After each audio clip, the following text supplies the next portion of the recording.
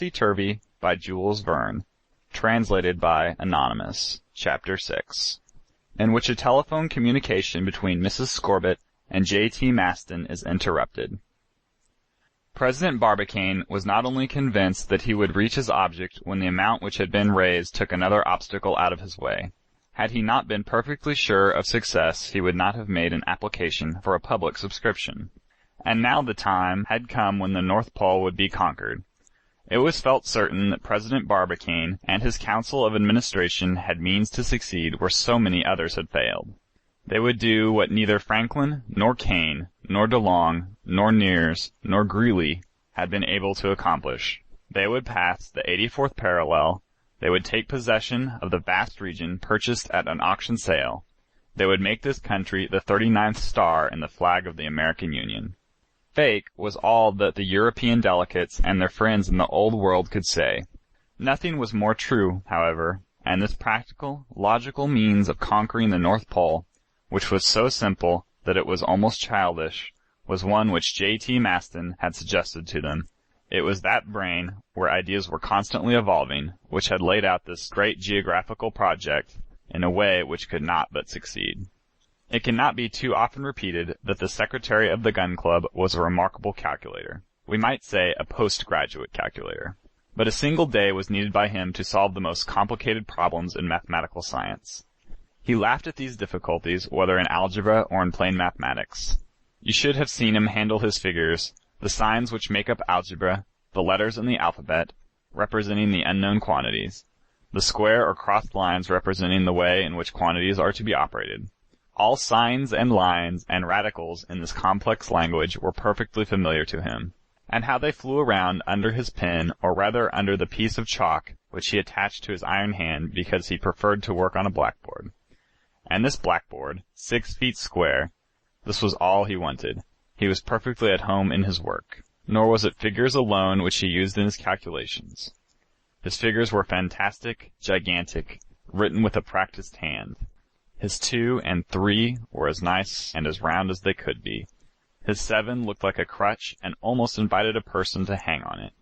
His 8 was as well formed as a pair of eyeglasses, and the letters with which he established his formulas, the first of the alphabet, A, B, C, which he used to represent given or known quantities, and the last, X, Y, Z, which he used for unknown quantities to be discovered, particularly the Z, and those Greek letters, delta, omega, alpha. Really, an Archimedes might have been well proud of them. And those other signs, made with a clean hand and without fault, it was simply astonishing. His plus sign showed well that his sign meant an addition of one object to the other. His minus sign, if it was a little smaller, was also in good shape. His equal sign, too, showed that Mr. Matson lived in a country where equality was not a vain expression, at least amongst the people of the white race. Just as well were his greater than sign, and his less than sign, and his double colon, used in expressing proportions. And the radical, which indicated the root of a certain number or quantity, it was to him a mark of triumph, and when he completed it with a horizontal line along the top, it seemed as if this outline on his blackboard would compel the whole world to submit to his figuring. But do not think that Mr. J.T. Maston's mathematical intelligence was confined to elementary algebra. No. No matter what figuring he had to do, it was alike familiar to him, and with a practiced hand he made all the signs and figures, and even did not hesitate at an integral sign, which looks very simple, but behind which lays a great deal of calculation. The same with the sign sigma, which represents the sum of a finished number. Also the sign infinity, by which the mathematicians designate the incomplete, and all those mysterious symbols which are used in this language, and which are unknown to the common people. This astonishing man was able to do anything even in the very highest grades of mathematics. Such was J.T. Maston. And therefore it was that his associates had such perfect confidence in him when he set out to figure the most difficult problems in his audacious brain. This it was which led to the Gun Club to trust him with the difficult problem of sending a projectile to the moon. And this was why Mrs. Evangelina Scorbitt, jealous of his fame, felt for him an admiration which ended in love. In this present case, that is, how to solve the conquering of the North Pole, J.T. Maston had but to begin to think and dream himself into the Arctic regions. To reach the solution, the secretary had but to undertake certain mathematical problems, very complicated perhaps, but over which in all cases he would come out ahead. It was safe to trust Mr. J.T. Maston, even where the smallest and simplest mistake would have meant a loss of millions. Never since the time his useful brain began to think of mathematics had he committed a mistake. Not even one of 1,000th of an inch. In his calculations were made up the length of an object. If he had made a mistake of only the smallest amount, he would have torn his gutta-percha cap from his head. Now let us see him while engaged in his calculations, and for this purpose we must go back a few weeks. It was about a month before the publication of the circular addressed to the inhabitants of the Old and New Worlds that Mr. Maston had undertaken to figure out the elements of a scheme in which he had promised to his associates the greatest success. For a number of years, Mr. Maston had lived at number 179 Franklin Street, one of the most quiet streets in Baltimore, far away from the center of business, for which he did not care anything, far away from the noise of the great crowd, which disgusted him. There he occupied a modest little house, known by the name of Ballistic Cottage. Having for his income only his pension allowed to him as a retired officer of artillery, and the salary which he received as secretary of the gun club. He lived alone, served by his Negro firefighter. This Negro was not an ordinary servant. He was rather an appreciative friend, and treated his master as if he were his own brother. Mr. Maston was a decided bachelor, having an idea that being a bachelor was the only sensible way of living in the present world. He knew the proverb, "A woman can draw more with one hair than 4 oxen at the plow," and he disproved it. If he had occupied his cottage alone, it was only because he wished to do so. We know that he only had to make the motion to change his solitude of 1 to a company of 2, and his small income to an income of a millionaire. He did not doubt it. Mrs. Evangelina Scorbitt would have been only too happy to. But up to this time, Mr. Maston had not been happy to. And it seems certain that these two beings, so well made for the other, at least this was the opinion of the tender widow, would never reach the transformation period. The cottage was a simple one. A ground floor, with a veranda and a floor over it, a small parlor and dining room, with a kitchen and another room in an outbuilding stand at the back of the garden. Upstairs, his sleeping room and his working studio looked on the garden, and where the noise of the outer world could never penetrate. Within these walls there had been made calculations which would have made Newton, Euclid, or Laplace jealous. How different was the mansion of Mrs. Evangelina Scorbitt, situated in the richest quarter of New Park, with façade of balconies, finished in the finest architecture, half Romanesque, half Gothic, with its richly furnished apartments, its grand halls, its picture galleries, in which French artists held the highest places, its magnificent staircase, its great number of domestics, its stables, its coach houses, its garden, with the finest of flowers, statues, fountains, and the tower on top of the building, on which the blue and gold coat of arms of the Scorbitt family was upon a glittering banner. 3 miles, 3 long miles at least, separated the palace at New Park from the Ballistic Cottage. But a private telephone wire connected there, and in answer to "Hello, hello," a conversation could be carried on between the mansion and cottage. If the persons could not look at each other, they could at least hear each other. It will astonish none to hear that time upon time Mrs. Scorbitt began talking and ringing on the telephone to Mr. Maston when he was busily engaged with his figures. Then the calculator had to quit his work with some reluctance. He received a friendly "How do you do?" from Mrs. Scorbitt, which he answered with a grunt, which was sweetened into a kindly greeting by the distance over the telephone. After a conversation, he was glad to go back to his figures. It was the 3rd of December, after a long and last conference, that Mr. Maston took leave of his friends and members of the club to begin to do his share of the work. It was a very important work with which he had charged himself, for it was the question of figure mechanical appliance which would enable him to gain access to the North Pole, and which would allow him to make use of those large fields of snow now covered with impenetrable ice. He estimated that he needed at least a week to accomplish this mysterious calculation, exceedingly complicated and delicate to handle, involving several deep and important problems.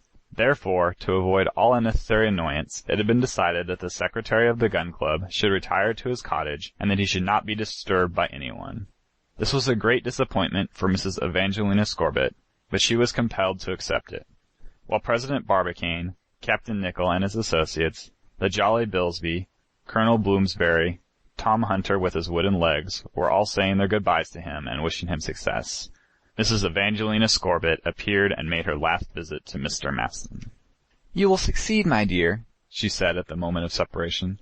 "And above all, do not make a mistake," added President Barbicane. "A mistake? He?" exclaimed Mrs. Scorbitt. "No more than God has made a mistake in putting together this world," modestly answered the secretary. Then, after shaking hands all around, and after a few more sighs and wishes of success and suggestions not to make too severe a work of it, the calculator was left alone, the door of the ballistic cottage was closed, and Fire had orders to admit none, not even if the President of the United States should ask admission. During his first 2 days of seclusion, J.T. Maston thought and thought, without even touching the piece of chalk upon the problem which he had taken on himself.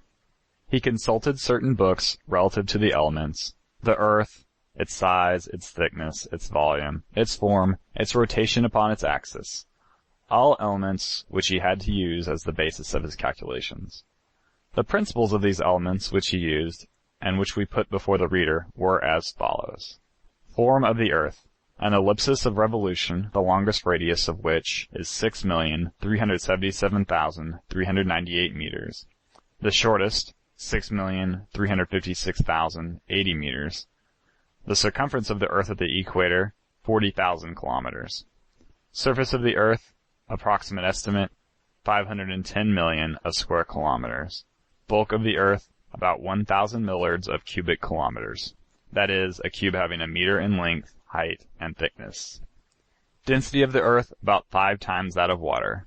Time of the earth on the orbit around the sun, 365 days, 6 hours, 9 minutes, 10 seconds, 37 centimes. This gives the globe a speed of 30,400 miles, traveled over by the rotation of the earth upon its axis. For a point of its surface situated at the equator, 463 meters per second. These were the principal measures of space, time, bulk, etc., which Mr. Maston used in his calculations. It was the 5th of October, about 5 o'clock in the afternoon. It is important to mention, when this remarkable work was begun, when J.T. Maston began to work upon it. He began his calculation with a diagram representing the circumference of the earth around one of its grand circles, say the equator. The blackboard was there, in a corner of his study upon a polished oak easel, with good light shining on it, coming by one of the windows nearby. Small pieces of chalk were on the board attached to the stand. The sponge was near the hand of the calculator. His right hand, or rather his right hook, was all ready for the placing of figures which he was going to use. Standing up, Mr. Maston had a large round circle, which represented the world. The equator he marked by a straight line. Then in the right corner of the blackboard he began to put the figures which represented the circumference of the earth. 40 million. This done, he began figuring on his problem. He was so much occupied by it that he had not observed the weather without. For an hour a storm had raved through the country which affected all living beings. It was a terrific storm. The rain was falling in torrents. Everything seemed turned upside down in nature. 2 or 3 times lightning had illuminated the scene around him. But the mathematician, more and more absorbed in his work, saw and heard nothing. Suddenly an electric bolt, attracted by the lightning outside, sparkled in his room, and this disturbed the calculator. "Well," said Mr. Maston, "if unwelcome visitors cannot get in by the door, they come by telephone. A nice invention for people who wish to be left alone. I will go to work and cut off the electric wire, so I will not be disturbed again while my figuring lasts."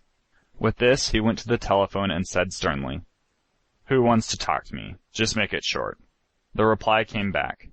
"Did you not recognize my voice, my dear Mr. Maston? It is I, Mrs. Scorbitt." "Mrs. Scorbitt, she will never give me a moment's rest," uttered Mr. Maston to himself in a low voice that she could not hear. Then he thought he could at least answer her in a polite manner, and said, "Oh, is that you, Mrs. Scorbitt?" "Yes, my dear Mr. Maston." "And what can I do for you, Mrs. Scorbitt?" asked Maston. "I want to tell you that a terrible storm and lightning is destroying a large part of our city." "Well," he replied, "I cannot help it." "But I wanted to ask whether you have thought to close your windows." Mrs. Scorbitt had hardly finished her sentence when a terrible thunderbolt struck the town. It struck the neighborhood of the ballistic cottage, and the electricity, passing along the wire with which the telephone was provided, threw the calculator to the floor with a terrible force. J.T. Maston made the best somersault he ever did in his life.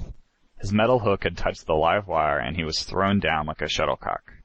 The blackboard, which he had struck in his fall, was sent flying to another part of the room.